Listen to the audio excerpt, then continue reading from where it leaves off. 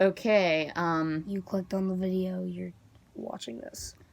Igor. This video is unscripted, so sorry if it's bad. Or if we're stuttering or something. It's just, we need to talk about this train wreck of a movie, because not enough people are. I think it was a few months ago or something. It was like last month when we saw it. Yeah, somewhere around then. We were watching old childhood movies, and Abby remembered this one called Igor. Popped into my head. I was like, I liked it as a kid. It might be one of those hidden gems that where nobody talks about it, and it's really good. Yeah, I like shorts, except... Yeah, that's pretty good. I haven't watched that. I need to rewatch that. Might talk about that. 101 Dalmatians. Not enough people talk about that. Yes. That was good. And we're probably going to talk about the live action sometime. Yeah, okay, February 20th. Don't show the images yet. Yeah, okay, but yeah, this movie, by the way, took us 2 days to watch because we had to take so many breaks just to, it's just so bad. Yeah, so it was not a hidden gem. It was awful. God-awful, and I don't recommend anyone watch it except for movie reviewers because more people need to talk about how terrible it is. So, before we get on with the video, we probably would have watched it on camera, but we already destroyed the disc because it was just that god-awful. Mm-hmm. And plus, I wouldn't watch it again if it was even a YouTube video. It's that bad. Let's get started. So, a summary of the movie is, in this weird, freakish, screwed-up world, if you're born with a hunch on your back, you're sent to Igor, frickin' concentration camp Igor version, where you have to learn to become an Igor. Slave. Igors are slaves. So just, if you're born with a hunch on your back, you gotta go be a slave at this frickin' Reformation place. It's kind of like the Hunchback of Notre Dame, but if it was a world based off it. Like, if just everyone looked like Quasimodo. And by the way, your name is immediately Igor if you have a hunch. Now, I don't know where all these hunchbacks are coming from. I've heard it is a pretty rare disease, so I don't know why there are so many. But, yeah, so this world's called Malaria. Yeah. Wonderful name. Malaria. And the movie opens with, we couldn't get through 5 minutes without laughing at the ridiculousness of it. The movie opens with this song where it says, every time it rains, it rains. Yeah, so I didn't know this song actually, but I could tell it's old just by the thing. We just died. We even actually started the movie yet. We're just like, it's like the credits, and we had to die. Yeah, it's like the opening credits. It was hilarious. And then we start with our narrator Igor, who explains the Igor system. And that we already explained. Yeah, and pretty much he wants to be an inventor, but Igors don't do that. They just pull the switch. Like, there's a big montage where all the Igors just pull a switch. Yeah. That's what they do. So there are, also 3 types of people in this world. Igors, scientists, who, buy Igors to be slaves. And literally everyone else. Yeah, just normal people. And then there's the mayor, who looks like the one from The Nightmare Before Christmas, just with a different suit. And his face doesn't, change. Dollar store Nightmare Before Christmas mayor.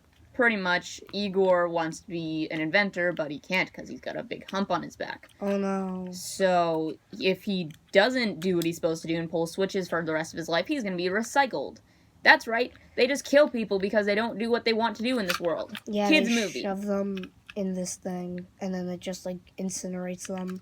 So... This is rated G. No, it's rated PG. Okay. And it's also directed by the guy who wrote the Emoji Movie. Or by the guy who directed the Emoji Movie. So, it makes sense. Yeah. So, pretty much, Igor, he wants to be an inventor, and there's this invention fair coming up. He accidentally kills his master scientist man, and he's like, well, I need to do something to invent so nobody knows that he's dead. So he invents this Frankenstein, and he puts this thing called an evil bone in her finger. Bone. I need to say it's a really weird because she's 8 feet tall, and her arms are different sizes, really big. The other one's tiny. Mm-hmm. And he puts the evil bone in, but for some reason it doesn't work. They can't activate it at first. Yeah, so it needs to be activated. So they need to take her to this brainwash. It's just a wash. It's a car wash for your brain. Yeah. It's a pun. And all the different types of washes are serial killer puns and stuff, and I don't remember any of them. I just remember they were serial killer puns. The guy who runs it is a fly with a like a fly body with a human head. Yeah, and then a human head with a fly body. Yeah. Also, we need to mention our main character. So there's obviously our Igor.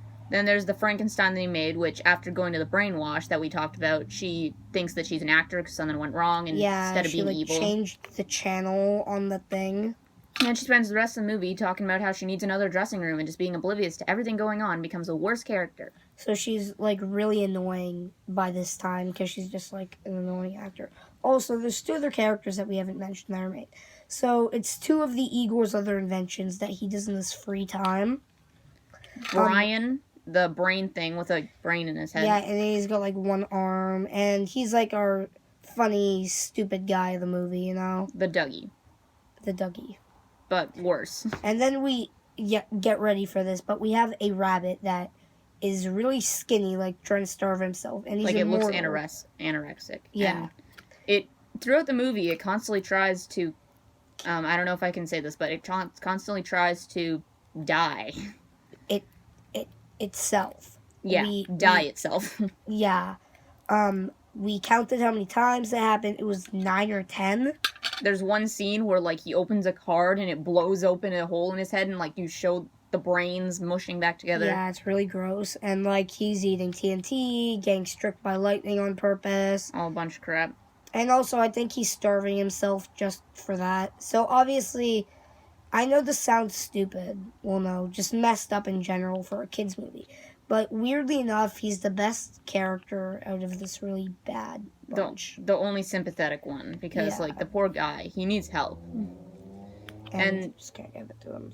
Yeah. And also he hates everyone else. Yeah. So after the whole brainwash scene, we're introduced to like the antagonist at one point and his girlfriend who calls him daddy for some reason. It's really kids movie. Sexual. Kids movie, yeah.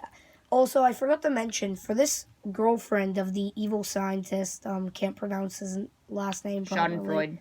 Schadenfreude, yeah. Because he's a fraud. Her hair gets more vibrant and glittery every time she's in a frame. Just her outfit in general. Every time she shows up on screen, like every scene she's in, it gets worse.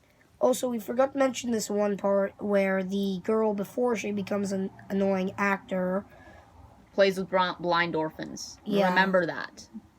Remember the blind orphans. Blind. They cannot see. Cannot see. They are orphans. Blind.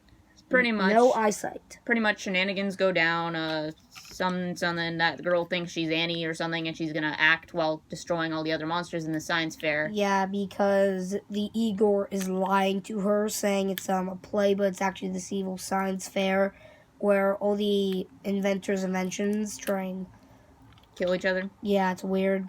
And then Schadenfreude, has tried a few times at this point, because he never actually makes his own inventions. He steals everyone else's, and he always wins. Yeah. He's won 23 times in a row or something. So his girlfriend has these magic pills, and she can transform into other people. And they also have a scene with this girl where she gives someone a poster with a cat hanging. Kids movie. Kids movie. And it says hang in there. Yeah. It's a really bad pun. So, that girl with the magic pills, she ends up, like, tricking Igor and makes out with him against his will. So then Schadenfreude's like, look, he doesn't love you, to the monster. And she's like, oh, no. I don't think she loves him. So then she takes her away, and she's turned evil or something. Like, he makes her throw him or something, and she's evil and dressed up as Annie for some reason. Mm-hmm. And then Igor and the other 2 are going to get recycled. But then the rabbit chews its feet off because it's immortal, and he stops the machine, sadly. And then the mayor was, like, catching on to him at this point about the whole dead scientist. Like, a lot of plot filler that's not really important. That's why they were recycled, because the mayor found out that the scientist was dead. Yeah, and if we were to add all the really bad, annoying, punny filler, this video would be too long. We want to make this semi-quick. Yeah, so then there's the next scene. It was like 2 or 3 days before the science fair. No, we're already in the science fair because he got recycled, remember? Oh, the spa scene, though. Oh, yeah, the spa scene. We have to talk about that before we move on. So, like, Schadenfreude, big Chad Chin guy, show them the picture now. You can do that. Okay. He tricked Igor into like coming to his fancy spa thing for some reason, and he was like talking to him, and there were some really creepy freeze frames. And this is the evil Yeah, guy. this is Schadenfreude. That's your intimidating villain there. This is the girl who thinks she's Annie. That's also in love with the Igor. This is Igor. There's another picture of Igor, and that's it. That's all they need to see. Pretty much, he just gives him a wonderful day at the spa for some reason because he's so evil. And he's like trying to like take his invention away by bribing him. So then Igor's like, "No, I'm going back to Eva," because her name's Eva for some reason. Yeah. Why would you delete that picture of him? No, I was recovering it. Oh, okay. Ignore that. So, pretty much, like after he gets out of the spa, him and like the scientist and his Igor, so not Igor the main character, his slave, they fall into his pool and like their cover goes over it, and then a little bit while later his girlfriend comes and helps him, and she says, "What were you doing under there with him?" And he says, "You might as well leave me under there. Unlike you, he's a good listener, he shaves his legs and all that other crap." And I'm like, what? Yeah, so the fly news guy, or the Invisible Man news guy. Oh yeah, okay, so we'll get onto that soon, but I'm pretty sure they were having fun under there. Pretty much, this invisible news guy is on the news with the mayor, and he's not wearing pants for some reason. Yeah, and he's invisible, so we can see his clothes and stuff, but like not his body. He's not wearing pants. So then there's this line where it shows the mayor talking, and then it cuts, and he's like, "What are you doing?" And the Invisible Man's scratching away, and he says, "Scratching my invisible butt," but he yells "butt." Yeah, and like I don't know why they did it. I think they did it to like little kids, attract the kids' attention. Yeah, because kids love butts. So yeah, that's when we had to leave the room for like the 50th time because the movie was just so bad. Yeah, as you can see from the few screenshots I have, the animation is absolutely horrifying. Oh yeah, we need to finish the plot synopsis too. Pretty much, they win and the rain goes away because the mayor was making it cloudy or something. Oh yeah, we forgot to mention, like, there was this big machine at the beginning that I thought was some weird, like, laser war machine thing that's, like, making clouds everywhere, and then the mayor's just like, oh, they're making us, they're giving us these clouds, we need to use a science fair to stop them. Yeah, so then the clouds went away, and turns out the mayor was making them. Everything looks even more ugly now because it's bright. Yeah, the immortal guy fixed it. They win, and the blind orphans sing, "I can see clearly now, the rain is gone." Well, the blind orphans. Yeah. Blind. Also, kind of at the ending, the immortal rabbit was, like, happier. Yeah, like he decided to live at one point. Yeah, like... Pretty much, almost no characters are likable. The animation's terrible. The plot's very confusing. All over the place. It's just, like, for most bad movies, like, example, Spider-Man 3. Now, for some reason, they made a bad comedy about it. You continue talking to them. Yeah.